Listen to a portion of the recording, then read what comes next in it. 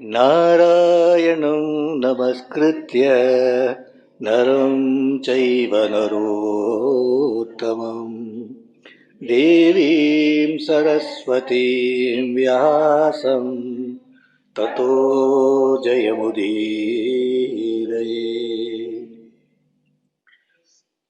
So we were in Mahabharatam in the land of Panchala, where Arjuna has just won the challenge laid out by King Drupada and his son Dhristadyumna for the hand of Draupadi. So last time we saw that fascinating episode of the Lakshyavedham, where the five Pandavas who have escaped from the burning of the wax house, and are now roaming around incognito in the vesha of in the disguise of Brahmanas, and they have come from Ekachakra town and they have come to Panchala Desha to specially take part in this great challenge Swayamvara of the most beautiful princess of them all, Princess Draupadi.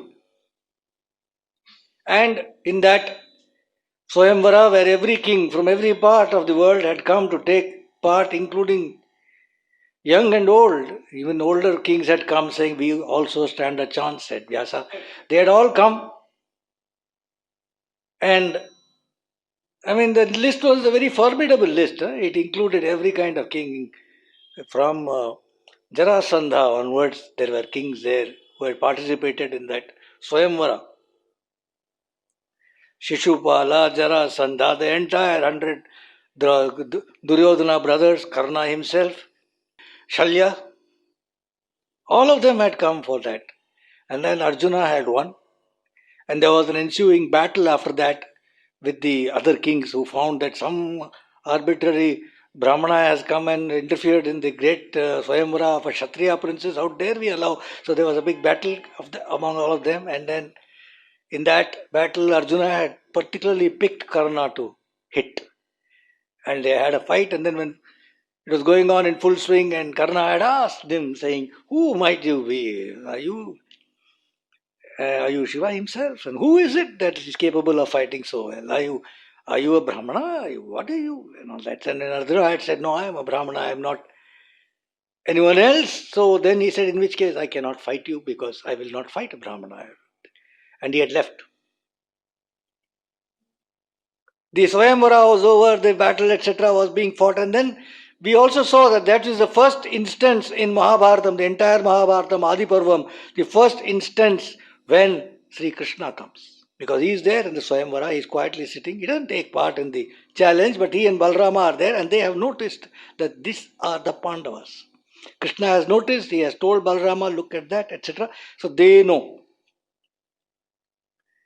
And when the Swayamvara is over, Yudhishthira, Nakula and Sahadeva had left slightly earlier. They had gone home. Bhima and Arjuna were doing the main fighting, so they came a little bit later, and as soon as they were leaving, Draupadi left with them. And then the three of them had left, surrounded by people, they had left. And they are actually now staying in a potter's house in Panchala Desham. And we ended last time with saying Kunti is very worried that these people have not come and it is high past lunchtime and they were supposed to get, would something have happened to them? Why have they not come, etc. She is highly worried because she knows Duryodhana can do anything and he's done anything before. So he is very worried. But then, destiny has its way of doing things. And so while Yudhishthira and the two brothers had come, they didn't mention anything. And then when Arjuna and Bhimasena along with Draupadi came home, Kunti, the lady, we start from where we left last time, Kunti, the lady who was from a royal family who has now been reduced to living incognito, that too, for the last quite some time, living at taking bhiksha, etc. She was worried and then there was a knock on the door and there was a voice from outside of her sons, Bhima and Arjuna, conveying, Mother, we have brought bhiksha. So she was overjoyed to hear the son's voice. Anyway, she quickly said, Bhungteti samet sarve. All of you eat together. All of you enjoy together. Whatever. Whatever the reason was, she said it off. One was he said, I brought Bhiksha. It could be, you say it's called Kanya Dana, right? So, in that sense, the groom accepts Bhiksha of in a traditional Indian sense of a wedding. The Kanya is Dana. So, therefore, the groom is accepting Bhiksha. So he said, I brought Bhiksha. I said, you all of you together, Bhungteti. Because who knows? I mean, it's not explained. It is possible that every time she used to probably serve them today. Maybe she was a bit tired, saying, well, you kids, you take care, you eat. Already you have delayed too much. Don't expect me to serve you. Or whatever it was, she said, all of you eat together, or all of you enjoy together. Bhungteti. All of you share it. All of you. Yeah, basically it means all of you share that Bhiksha. That's what it means. Now, then the door opened and she said, this is the Bhiksha. She is the Bhiksha. He was shocked. Kunti was shocked. She said, what have I said? Kashtam maya bhashitum. Kashtam maya bhashitum. Ityuvacha. She said, an undesirable thing has been spoken by me. A very wrong sentence has come out of my mouth. Kashtam is in some sense opposite of ishtam. Desirable, not desirable. That's what is kashtam, etymologically. So then she was extremely shocked. What have I spoken? And she became extremely anxious because she was dharma bhita, afraid of dharma. What have I said? What have I said? But Vyasa makes it a point to say, whatever the reason, he doesn't explain very clearly there, that however Draupadi seemed to be pleased. In any case, her mind was full of Arjuna at that time. So she was pleased. She had come walking, and when they had come back walking, she was holding on to the deer skin of Arjuna as she had come home walking. She had left that palace and come to this potter's house.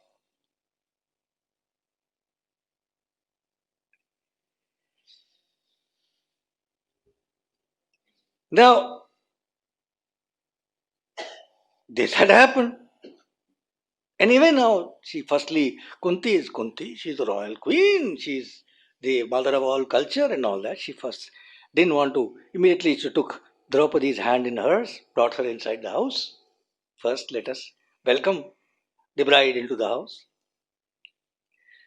And took her straight to Yudhishthira, who was there, her eldest son. And she told him, my son, Kurushrestha, a wrong sentence has been spoken by me. And I am afraid of dharma.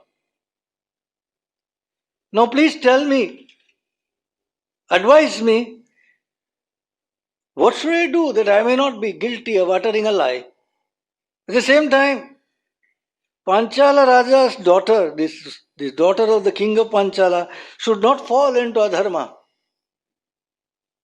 Nor should she wander around life after life. The fear of uttering a lie.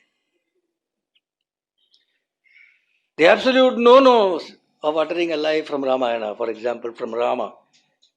My father cannot utter a lie.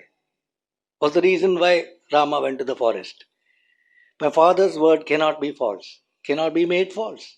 That is adharma. He had said, I will give a boon to Kaikeyi. He has to honor the boon. Otherwise, he incurs adharma. And if I am a cause for that, I incur adharma. Even if he changes his mind, it cannot be done. So that similarly, Kunti is saying, what have I said? Yudhishthira thought deeply about it. And then he called Arjuna and he told him, Arjuna, it is you who has won this contest. So you must marry her. You should marry her. You should do Panigrahanam of Krishna. Krishna is Draupadi. Arjuna said, King, please don't make me commit adharma.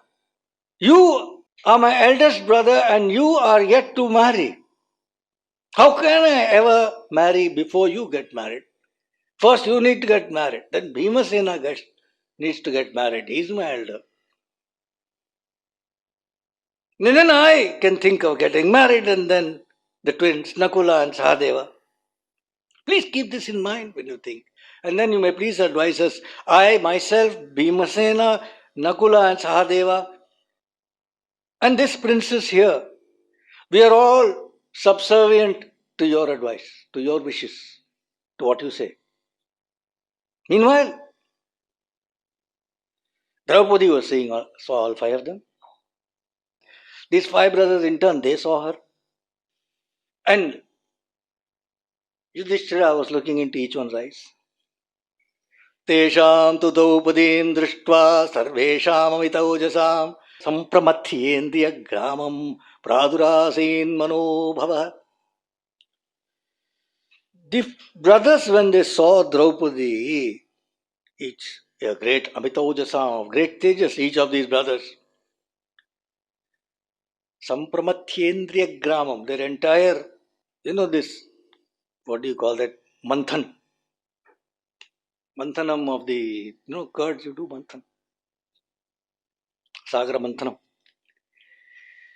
Likewise, their senses were Indriya Gramam, the five senses of manthan when they saw Draupadi. And in their mind, Manobhava means this Manmatha rose. Kamyam hirupam panchalya vidhatra vihitam swayam babhuvadhikamanya manyama sarvabhuta manoharam. Panchali's rupam was kamyam. She was what? Babhuva adhikatama. She was the most beautiful. She was more beautiful than anybody else in the world. She was that beautiful. Panchali. And why? What was special about her? Vidhatra Vihitam Swayam Brahma had personally made her. No delegation. Vidhatra Vihitam Swayam. There's an Hindi song, no? खुदा भी आसमां से जब जमी को देखता होगा मेरे महबूब को किसने बनाया सोचता होगा. Some Hindi song. But the hero says, when Brahma or God himself looks down at her, he must be thinking, who made her? Who made her? So likewise, she was so beautiful. And all of them, it was destiny or whatever was acting on them, they like that. And Yudhishthira, the greatest of men, the wisest of men, he read the situation in a flash. He read himself as well. And then he suddenly remembered what Vyasa had said. This business, before just a small aside, the detail to which in our tradition these have been explained is fascinating. The Kambaramayana you must read if you want, for example, to see the descriptions of the effects of such moments of fascination that were there right now for these five princes with Panchali. The eye is explained to be an arrow. What arrow? No, Kamadeva's arrow. The five arrows of Kamadeva are explained as Mohana, Stambhana, Unmadana, Soshana and Tapana. Flower arrows. Mohana is fascination. So you see a form, you're fascinated by that person. Fascination. Stambhana, just stunned, stupefied. Unmadana, they're going crazy. They're intoxicated by that. Soshana, emaciated. Tapana, you're burning. One arrow, the first one, causes fascination in young men when they see a beautiful form. The second arrests their attention. The third intoxicates them. The fourth causes intense attraction. The fifth inflames and burns the heart. No one on this earth, says Kambar, no one on this earth in all the three worlds has the power to resist the influence of these arrows. Okay? Here these five Pandavas have been affected. And he remembers now, Yudhishthira remembers Vyasa, you see, he keeps dropping in at the right moments. So when they were leaving Ekachakra town, he had dropped in and he had also told them that they should proceed to Panchala Desham. And at that time, he told them the story of Krishna actually at that time. He said, there's a Swayamvara going on. The Brahmana had come and said, the Swayamvara is going on and all of that. That's fine. But Vyasa had said, yes, you must go there. And I will tell you a story, he had told them. And he had said that, you see, once upon a time, there was this beautiful lady who was a spinster. She was unmarried. And because of her own karma, she was unmarried. Such was her karma that she could not get married, although she was a Rupavati and she was a Shilavat, Sadacharini. She was a good person, good conduct, very beautiful. All of that was true. But she couldn't get married. And she couldn't get married because of her own karma. That was her karma. But she was a great lady. So she did a lot of tapasya to please Lord to get married. So she did terrific tapasya and she pleased Lord Shiva. And Lord Shiva came in front of her and he said, I'm pleased with your tapas and I'll grant you a boon. What boon would you like? And she had said, Patim sarvagunopetam ichchami. I wanted a husband who is contains all good gunas. And she had told this punah. Again and again she told 5 times. Patim sarvagunopetam ichchami, patim sarvagunopetam ichchami, patim sarvagunopetam ichchami. 5 times. Shiva usually lets you say all that you want to say, then he said, done. You will get such good 5 husbands. Vyasa told the Pandavas that lady is born as Krishna. Told them, destiny has marked her for you. Bhavatam Patni, as your wives. As your wife, Bhavatam is like saying Ungulukku in Tamil. Aapke liye. It can be singular, it can be plural. It depends on if you're saying to a person with respect, you say Ungulukku. If you're saying multiple people also, you say Ungulukku.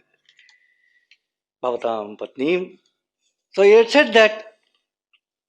So this he remembers now, Vyasa. See, that time they had just killed Bakasura and all that. It was a big deal. So lots of adrenaline was flowing. Lots of many things were happening. They were supposed to go. Vyasa had come. Vyasa comes and he tells something. He had told something. They had registered it. They had not registered it. It was not very. It's only when it comes in front of you, that beast, then you know. Boy. Until that time, nice to hear. So he announced, he thought about it and he announced suddenly, this pure and precious princess Draupadi will be married to all of us. All 5 of us. No sooner he said that, the other 4 Pandavas had struck them. They're all couldn't speak, they're all deeply thinking. They're all in dhyanam. There was silence. Kunti was not speaking. Yudhishthira had spoken. The others were struck down. Draupadi, you know a girl's life. Difficult. She keeps quiet. She's quiet. She'll handle it when the problem comes. Right now she's quiet. Then, at that time, in walked the delight of Rukmini, Bhagavan Sri Krishna, into that potter's house. And he came accompanied by his brother Balarama. And he saw these brothers and Kunti and Draupadi there. His beautiful smile, he looked at them. They're looking like fire, those 5 brothers were like fire. They're sitting there. He walked in, he smiled, and he said, Tato bravid vasudevo bigamya kunti sudam dharmabhritam varishtam krishnoham iti nipidhyapado yudhishthirasya ajamedasya rangya. He went straight to Yudhishthira. Yudhishthira, who is the king in the lineage of Ajameda. Yudhishthira is often referred to in Mahabharata as the Ajameda, the one who comes in the lineage of Ajameda. Like Raghukula, Rama. Adamidas. He went to him, and of course, he's a younger one. Krishna is a younger. He always, Yudhishthira is elder. So he goes to Yudhishthira and announces himself. I am Krishna. Of course, they know each other, but announces himself, Krishna. And Nipidya Padav, and went and caught his feet. Put his head on his feet and caught it. He got up, then Balarama went, did the same to Yudhishthira. Note that this is the first instance in a Mahabharatam of them where Vyasa talks of their meeting the Pandavas. He's been there in the Swayamvara. He has noticed them. They have not noticed him. They have noticed Draupadi. They have noticed the other kings who are fighting. They may have noticed. I don't know, but it's not mentioned. But now he walks in. It's least expected. He walks in and he touches their feet. So it is a point in the story where we need to ponder a bit. Krishna, yato dharma tato Krishno, yata Krishna tata jaya. Wherever there is dharma, there is Krishna. Krishna is the very bhakta of those who stick to dharma. Throughout Bharatam, he'll be almost like a bhakta of Yudhishthira. He's a friend of Arjuna, but he's a bhakta of Yudhishthira. He will stand behind Yudhishthira asking him, what can I do for you? Kim karomi? Kim karomi? What should I do for you? What should I do for you? So he comes and touches his feet, humbly. The other tatparyam is, this is a very interesting one. When there is a dharma sankatam in the life of good people, God comes uninvited. He walks in through the door. He comes in through the door. His very visit is a boon. It is the greatest blessing. Yudhishthira has taken an extremely difficult to justify, a very unpopular, historically speaking, decision. He has just announced it. God only knows what volcano is going to erupt now. He has announced it.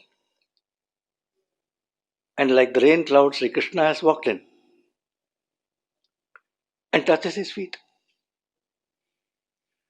The greatest difficulty when Rama was facing in the battlefield with Ravana, he didn't know what could be done. 100 times, if the head has gone up, he has shot it out, but another head grows. He didn't know what to do. He was tired. He thought this is not going to work at all now. At that time, from nowhere, Agastya came to the battlefield. From where he came? He came suddenly in the battlefield and gave him the Aditya Hridaya mantra. Shri Krishna walks in quietly. Another tatparyam is, when a mahapapam has been done, mahadbhi avalokena hi prayaschittam vidhiyate. This is what they say. The elders have spoken on this point here. They're saying that let us say that this was something very, very wrong that they had announced or done or decided from a dharma point of view. The biggest prayaschittam is, they have to do prayaschittam. The biggest prayaschittam is mahadbhi avalokena hi.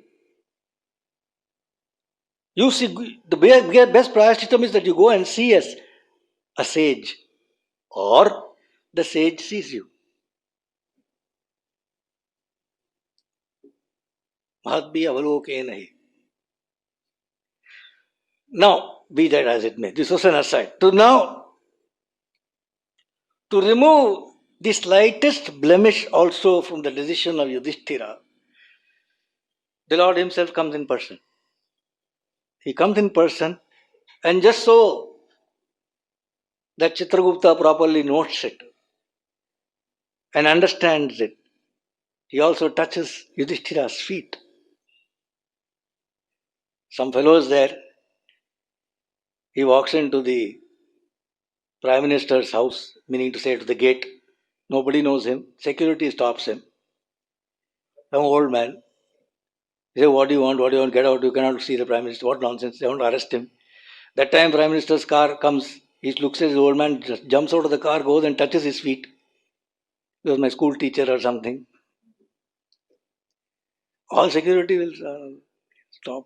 They'll say, please go in. Make it very clear who he is with respect to me. Sri Krishna came, touched his feet sweetly. And then, after having touched Yudhishthira's feet, nobody is talking anything yet. He has just announced himself, touched Yudhishthira's feet. He goes and touches the feet of Kunti, his attai, his aunt. Touches her feet.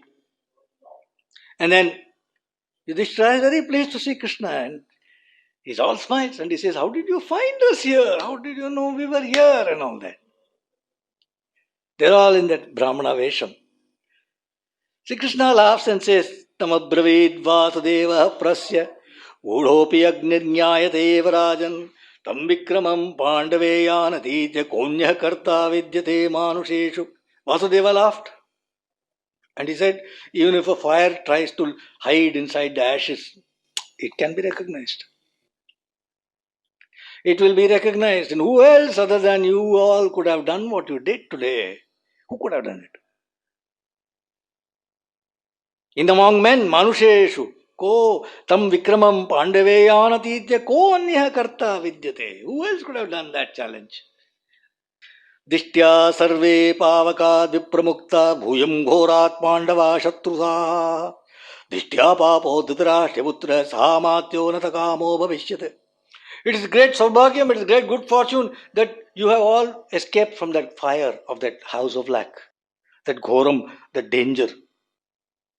O Pandavas, who can face any enemy, with great good fortune that you escaped that fire, with great good fortune that papi, Dhritarashtra's son, Duryodhana, Dishtya papo Dhritarashtraputra, along with that plan which he had hatched along with his ministers, that didn't fructify.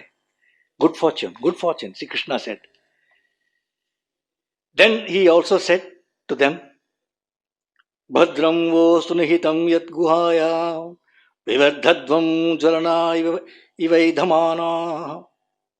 It's a beautiful sentence in Bharatam. Bhadram vo sunihitam yat guhayam.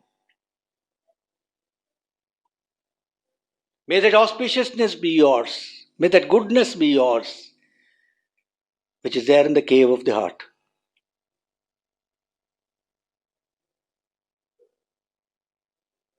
May you progress like a resplendent fire.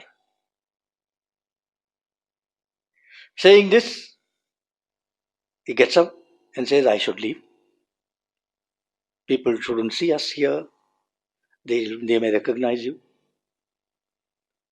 So I should leave. And he leaves. Not one word he has spoken about this Draupadi or affair, nothing. He has simply come, made his presence, cleared the entire air, so to say, gone. Given his blessings, walked out. Meanwhile, there is a father who is worried, the girl's father. This girl walked out. After the Swayamvara, she is not even turned around to tell her father, I am leaving, and nothing. That guy has won her, he is quickly gone, put the garland on her, caught out of his deerskin and walked out. there's a worried father out there and a worried brother.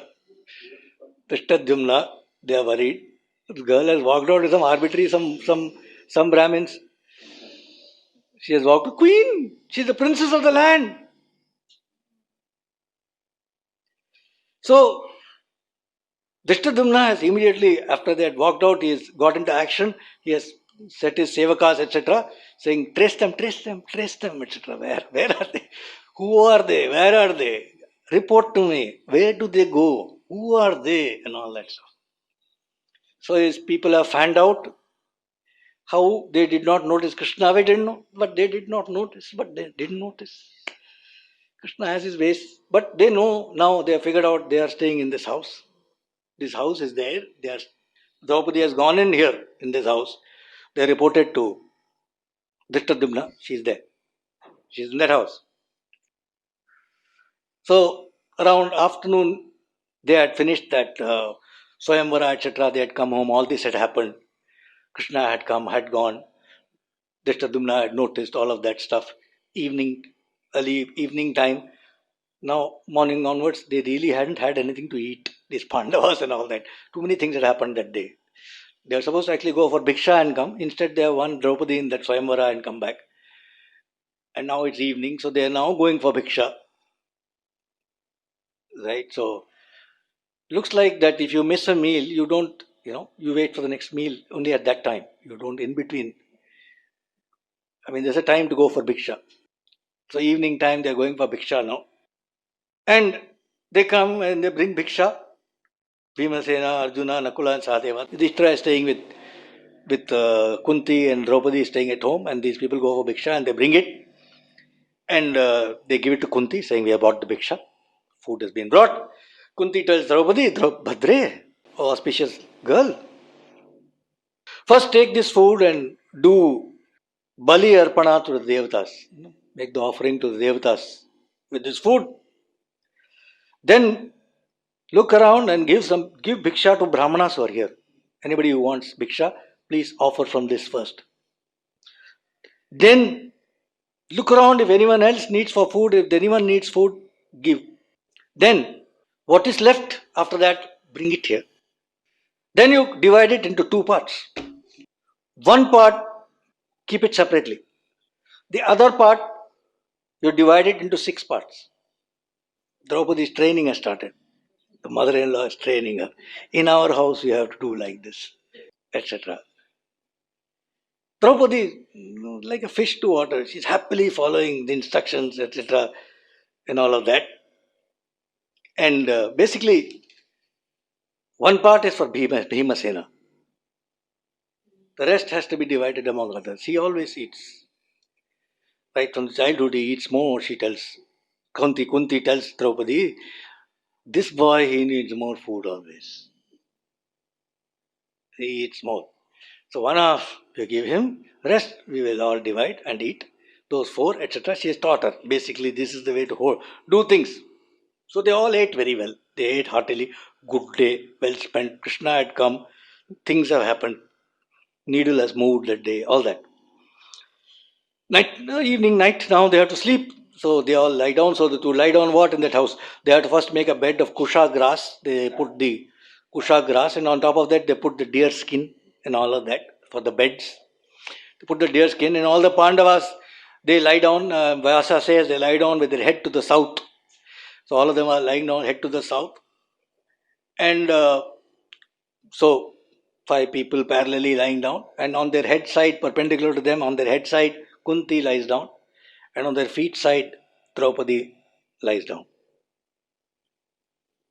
So that's the setting for the night. The first evening that she's spending there, she says lying down like that, and after they lie down, now Vyasa says Princess Draupadi did not feel the slightest tinge of hurt lying down in this Spartan bed. Having come from the palaces of the king, she didn't feel even the slightest tinge of any discomfort in lying down in such a sparse setting, etc.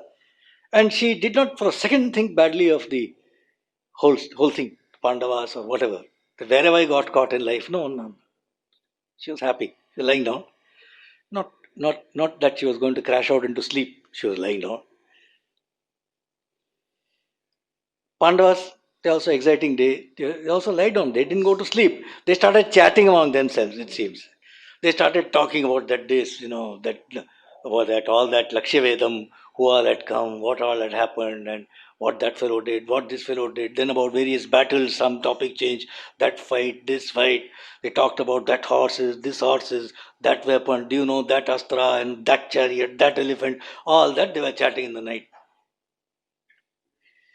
Vyasa doesn't say whether Draupadi got bored or not. We don't know. But she was listening. She was listening to all that. They were going on, chatting late into the night, it seems. And there was somebody else listening to all this. The Dhristadyumna. He was hiding now near the look. He had come for the night. At the night time, he had come to see who they are. He was hiding, listening to it, taking in everything. And he went back to update Drupada. Drupada asked him, Drupada, highly worried, father. Very worried. He asked him, son, where has my daughter Krishna gone? Who has taken her? Who has taken her? Is the person worthy of my flower-like daughter? I hope these are noble people.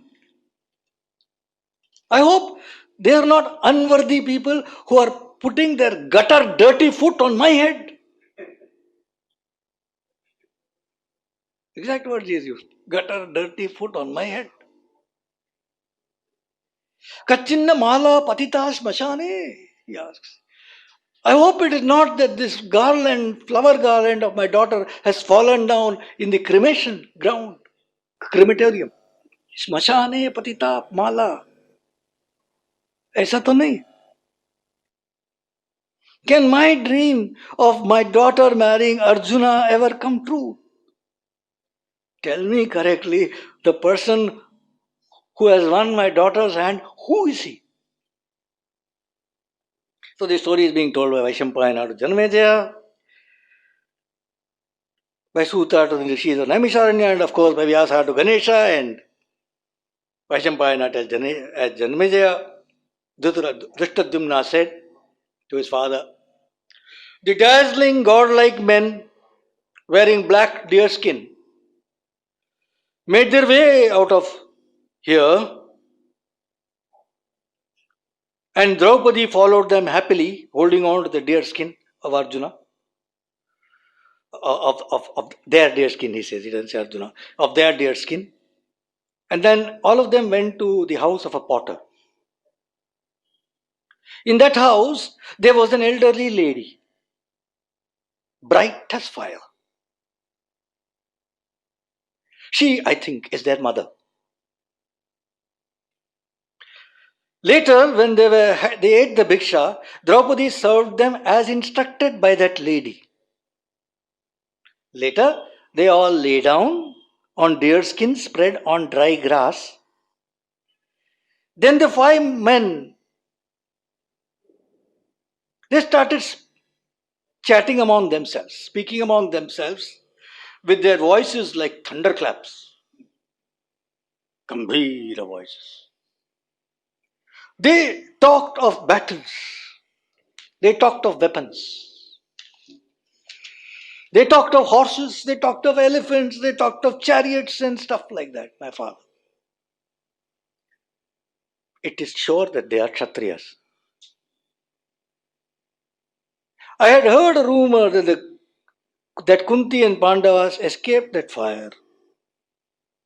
Perhaps it is true. I feel strongly that the elderly lady is Kunti and these 5 men are the Pandava brothers. This I feel. But I don't know. Now Drupada, he's got the information, some information, he can now take the next step. He said, all right. He was overjoyed. So far so good, so far so good. All right.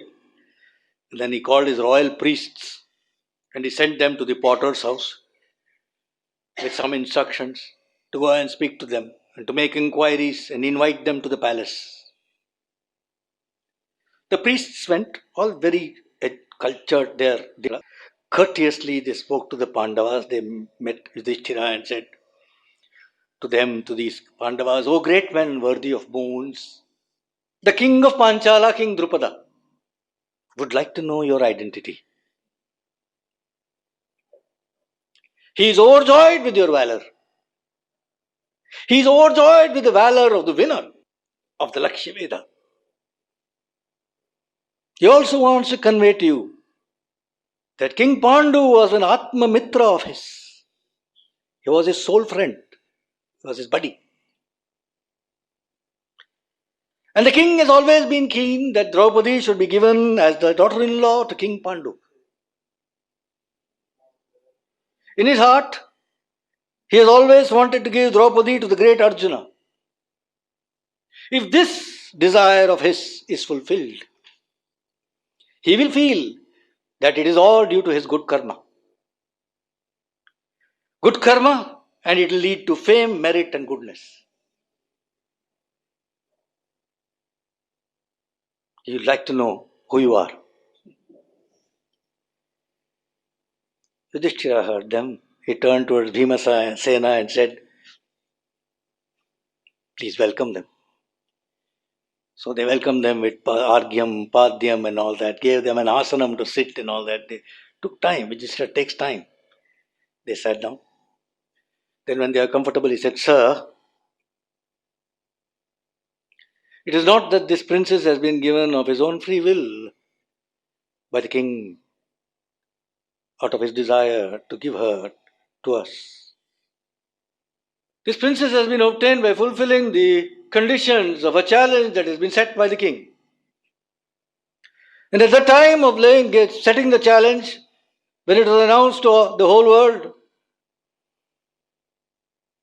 he lay no condition on the background of the people who should be participating or winning in this challenge. He said nothing about the kulam of the person who should marry his daughter, or the gotram of the person who should marry his daughter, or the varnam of the person who should marry his daughter. He said, he who wins this challenge, she shall be his. And she has been won right royally. So now, King Drupada need not entertain any anxiety.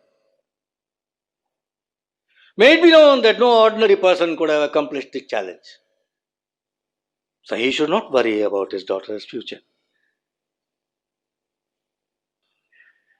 Daughter is called Duhita.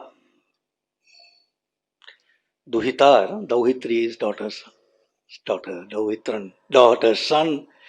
Duhita, there's an interesting niruktam, there is an interesting etymology to the term in humor, but it is there.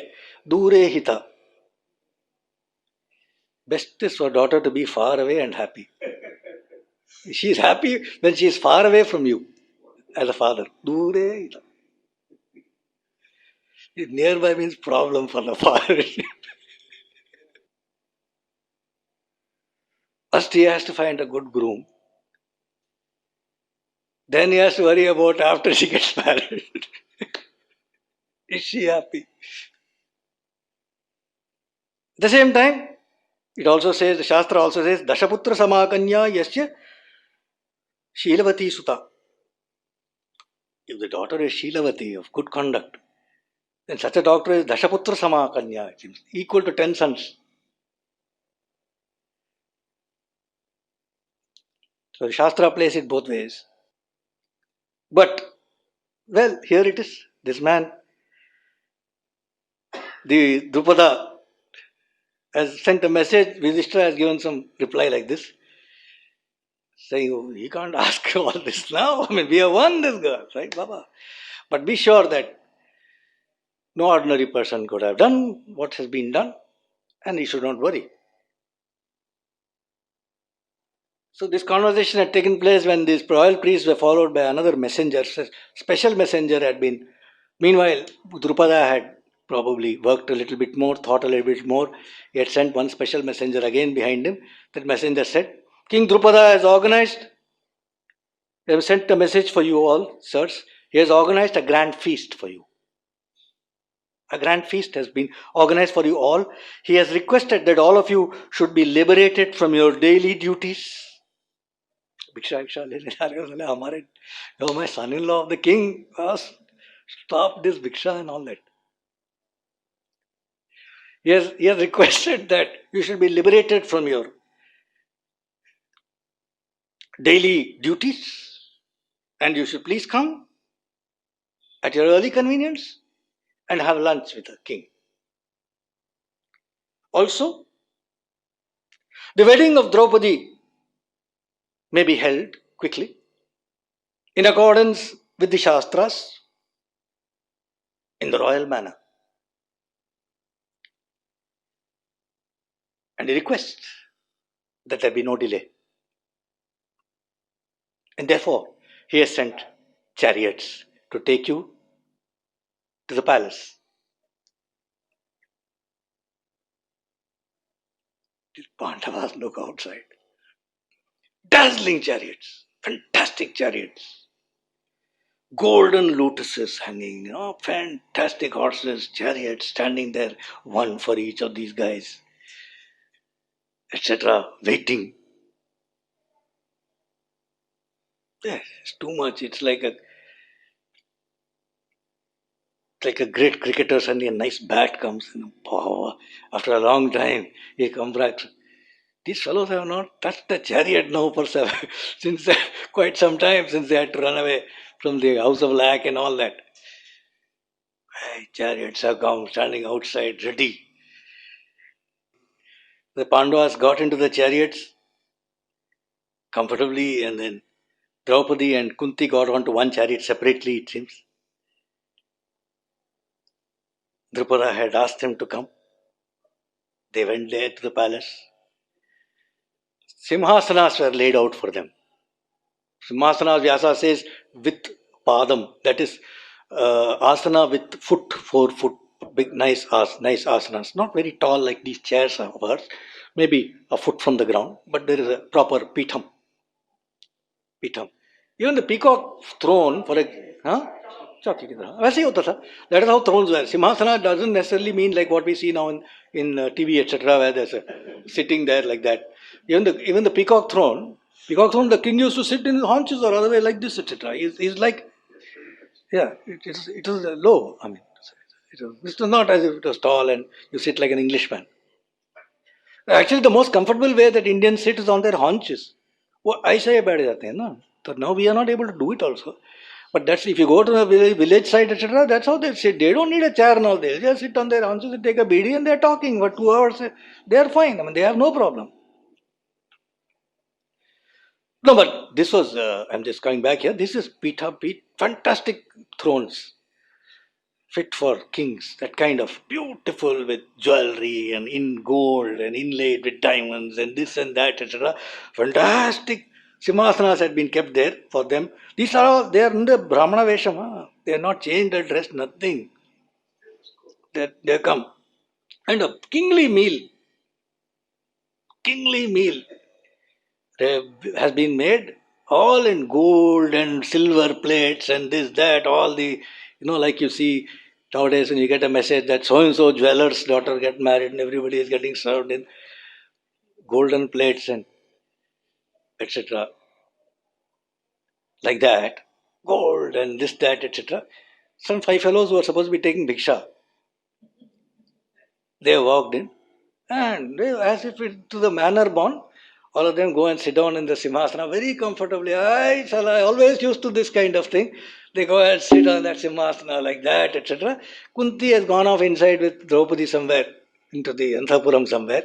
She has separately gone off somewhere. These 5 fellows are sitting, not even thinking that this Drupada is actually doing some major bloody testing out here, etc. And one look, Drupada knows these guys are used to it. They are not some arbitrary bhiksha seeking brahmanas. The way they have walked in and they are sitting in this Simhasana, nice. This is what they are, etc. On that note, we'll conclude here today. We'll start next time. Har Namah Parvati Pataye Janaki Kanta Smaranam Gopika Jeevana Smaranam Pettivil Muruganuk Sri Sadguru Swamina Sri Anjaneya Swamina